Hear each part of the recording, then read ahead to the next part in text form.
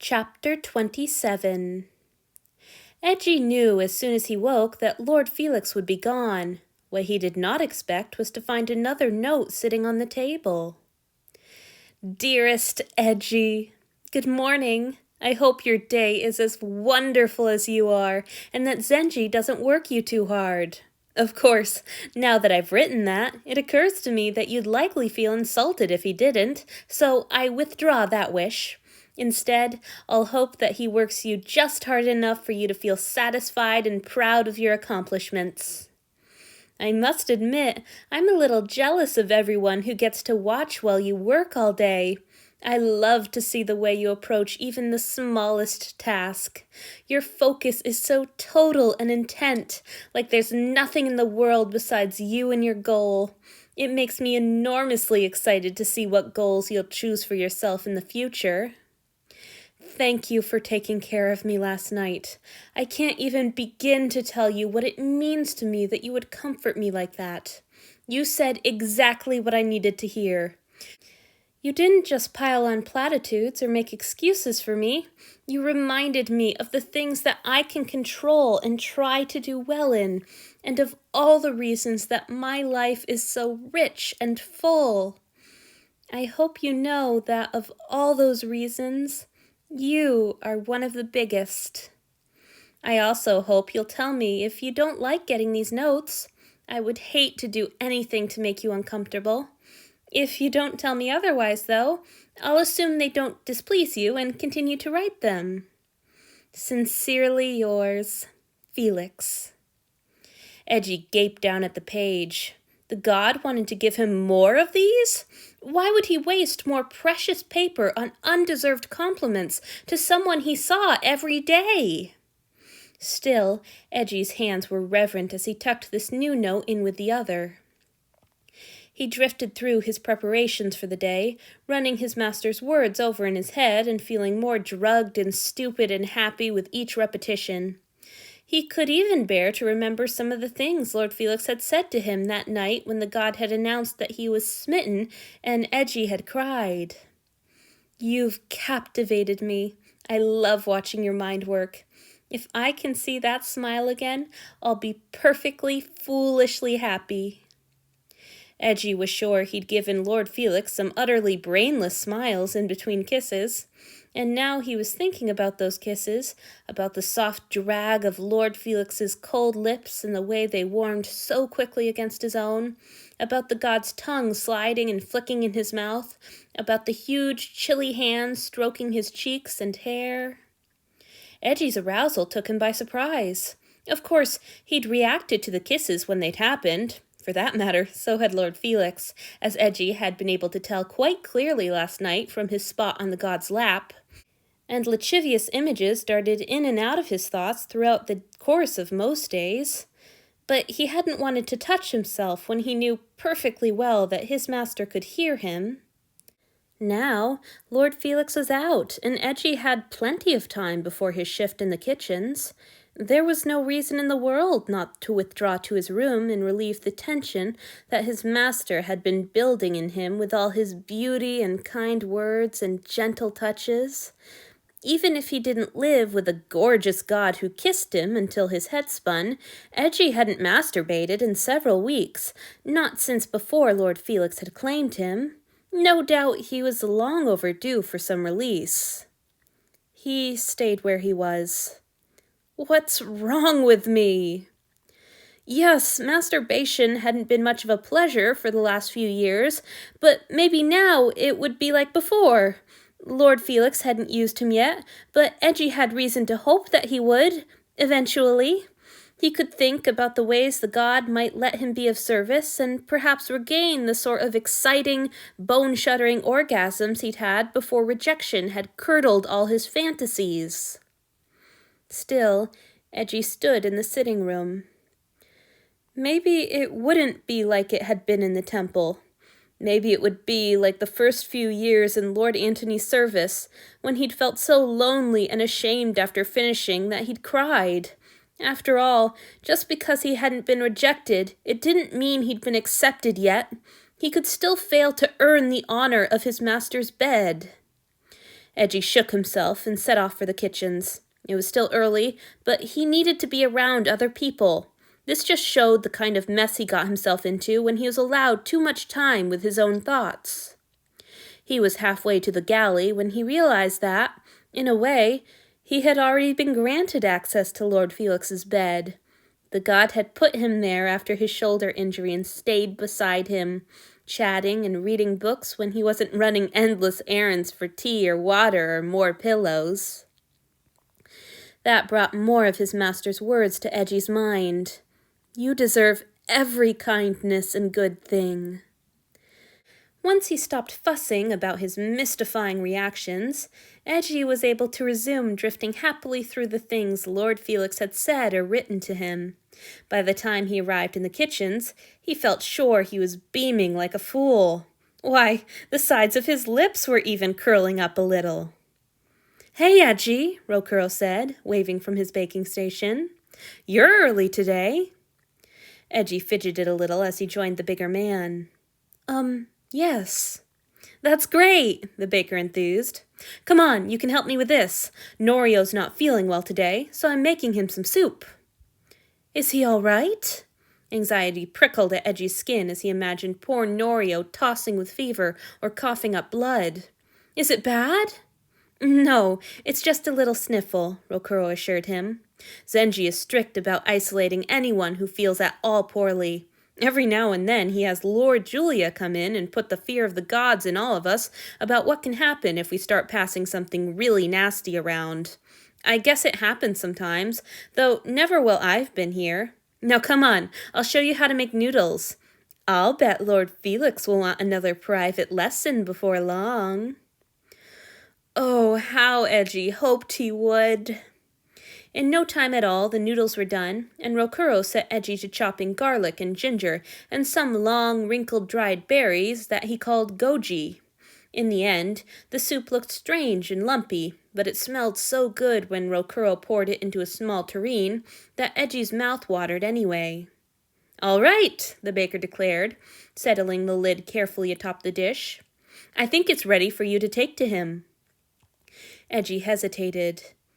I don't know where he is. Oh, that's fine, Rokuro said dismissively. We've each got a little... Drawing in a deep breath in all his courage, Eiji interrupted. Not just that. His voice squeaked a little, but only a little. But I think he'd rather get it from you. Rokuro's brow wrinkled in confusion. But he sees me all the time, and you're cadre mates. Yes, but... Eiji didn't get the chance to sputter out any further arguments because just then there was a loud clanging from the front of the kitchen.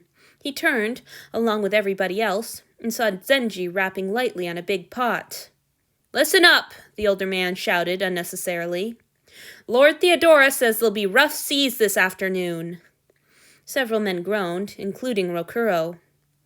It's too dangerous to run around with big-wheeled carts of hot food when the ship's tossing, the baker explained, when he caught Eiji's confused expression. We'll have to make lunch and dinner at the same time, then strap everything down and deliver all the meals by hand. It's exhausting. It certainly sounded that way, but Eiji saw the wisdom in these precautions. He couldn't imagine trying to wrangle his cart during the sort of storm that had injured his shoulder. He hoped that the meals they made wouldn't be likely to spill. As if he could read his mind, Rokuro chuckled. Looks like Norio's the only one getting soup today. I'll take him this, since you're so set on it, then be right back. Whether Rokuro returned quickly or not, Eiji couldn't be sure. He was immediately pressed into service by Hibiki, who was filleting fish in such a frantic rush that he seemed to be moving as fast as a god. Then Zenji sent him to tie down the carts, and then Hibiki grabbed him again to start wrapping the now fried fish in flatbread, and before Eiji had finished even half of that job, he was called away for another. Before he knew it, he was setting off with Hibiki and Yudai to start deliveries, each of them carrying only 2 trays. This was going to take forever. I hate living on a boat, Hibiki grumbled. All these storms. It's not a storm, Yudai argued. At least, not a big one. Bunta said Lord Theodora's letting him steer through it, so it can't be too rough if she's not doing it herself. Hibiki went on complaining, but Eiji kept quiet. He wasn't really at ease with either of these men, and Yudai made him especially nervous. He'd been there the night of the gathering Eiji had ruined, and ever since then, Eiji had gotten the impression that the older man didn't like him very much. It was better after they got back and found that Rokuro was ready to join them. With the baker's burly form constantly in the corner of his eye, Eiji was able to relax a little. Or he would have been, if he hadn't been panting with exhaustion. By the time they finished the deliveries and returned to the galley, the ropes of hanging herbs were starting to sway. Zenji and the other older men were frantically securing all the pots and dishes, and Eiji found himself swept into the flurry of activity once again. As he tottered down the hallway toward Lord Felix's rooms that evening, he couldn't tell whether his unsteadiness came from the rocking of the ship or the slight tremors in his legs. He could feel his pulse in his teeth. His head spun a little. He was so soaked in perspiration that his clothes clung to him, and his lungs ached with every breath. He'd never been so tired in his life. When he opened the door and bowed before Lord Felix's chair, it was such a relief to take his weight off his sore, throbbing feet that he almost moaned. Smile plain in his voice, the god greeted him. "Hello, sweetheart. Long day?" "Yes, my lord." Eiji had to fight to keep from sagging right down onto the floor. "Please forgive your servant for appearing before you in such a state." In truth, he wasn't really worried that Lord Felix would be upset by all his sweat and dishevelment. They'd had this conversation enough times for him to know that his master wouldn't be bothered. But Eiji found that he himself didn't like the idea of Lord Felix seeing him when he was a mess. It made him feel prickly and insulted in a way he couldn't quite explain, even to himself. "I was in a worse state when I got home," the god said, interrupting his thoughts. "I was just lucky enough to beat you back. Would you please come back out here once you've cleaned up?" Eiji always returned once he was fit to be seen. As he washed, he couldn't stop wondering why Lord Felix had asked him specifically this time. Was he in trouble for something? Was he working too many hours? Had he erred in keeping the notes? Was he going to be punished for his boldness and unguarded speech last night? Maybe it wasn't bad. Why did he always assume it was something bad? Maybe his master just wanted to talk, or to kiss him some more. That last thought moved Eiji to hurry through the last of his ablutions, and he was back at Lord Felix's feet in record time. Before he could lower himself into his full bow, however, the god put a hand lightly on his shoulder to keep him upright. "I'm going to give you some orders," Lord Felix said, tucking a strand of Eiji's damp hair into place with a careful finger. "And you're not going to like them." "Impossible." Eiji's heart leapt with such excitement at the prospect of getting clear orders that the idea of displeasure seemed absurd. He inclined his head. "It is a privilege and a joy to obey any order my lord should deign to give his servant." "If you say so." There was that smile in Lord Felix's voice again. "Sit in the other chair, please." Eiji obeyed, of course. Was this what was supposed to be so upsetting? Yes, he preferred to kneel, but sitting in a chair was hardly the worst order a person could receive. His assurance dissipated when Lord Felix got up from his own chair, set a cushion at Eiji's feet, and then sat down on it himself. He pulled a bottle from his pocket and set it next to the cushion, then began rubbing his hands rapidly together. Confusion sharpened into distress when the god looked up at him, still rubbing his hands so fast Eiji's eyes couldn't quite follow the movements, and said, "Now, please give me your foot." "My lord," Eiji faltered, his voice taking on a frantic note. "I told you wouldn't like it," Lord Felix said, unmoved. "May I have your foot?" Mutely, Eiji extended a foot. No matter how this situation unsettled him, he should never have made his master ask twice. "Thank you, sweetheart." Lord Felix dispensed with Eiji's soft evening shoe, then took the little bottle and poured something into his hand. A heavy, dusky smell rose from the substance as Lord Felix rubbed his palms together again, this time more slowly. "Brace yourself," he instructed. "It'll be cold. I'm afraid my skin can't do much to warm it, friction or no." "Oil," Eiji realized dazedly as the god took his foot carefully between his big hands, beginning to massage it. His hands weren't cold. That was the first thing Eiji noticed. Oh, they were still a little chilly, but no more so than a human's might have been. Was that why the god had been rubbing them together that way? Eiji couldn't puzzle that riddle out any further, because his brain was trying to stage a revolt. Every instinct was screaming at him to yank his feet out of his master's hands and... what? Reverse their positions, perhaps? He should be rubbing Lord Felix's feet, not the other way around. This was wrong. He managed to keep himself from moving, but his body was as rigid as a corpse. "I promise I know what I'm doing," the god said, as if that were Eiji's concern with this staggering impropriety. "I was a farm boy, remember? That's footsore work, and my parents and I would rub one another's feet at the end of the day. The little ones were just learning how to do it, too, when I left to be a soldier." Eiji tried to pay attention to what his master was saying, but it was impossible when his mind kept shrieking at him that this was wrong, wrong, wrong, and something awful was sure to follow. "Eiji?" Lord Felix's voice was soft as ever, but firm. "Look at me, please." When he obediently met his master's eyes, they were steady and warm. The god smiled, and he relaxed, just a little. "This isn't wrong," Lord Felix assured him. "You're not in trouble. How could you be? I told you to do this. You're doing what I asked, right?" "Right. Yes, he was obeying. These were his orders. His master had said as much. He was doing as he'd been told. He was being good." Eiji's voice was a hoarse whisper, but he managed to force it out nonetheless. "Yes, my lord." "Exactly," the god soothed. "You're being so good for me. Just perfect. It makes me so happy that you're letting me do this for you. Thank you, Eiji." Relaxing just a bit more, Eiji squeezed up a smile of his own in return. "Of course, my lord." Lord Felix pressed a kiss to his kneecap and went back to his massage. Now that his panic had diminished, Eiji found that his whole body was melting under the attention to his aching soles. Lord Felix rubbed carefully, but firmly, his brow furrowed in concentration. His fingers moved in small, practiced circles and longer lines. When one broad thumb pressed into Eiji's arch, he couldn't restrain a tiny groan of pleasure. Lord Felix glanced up, beaming.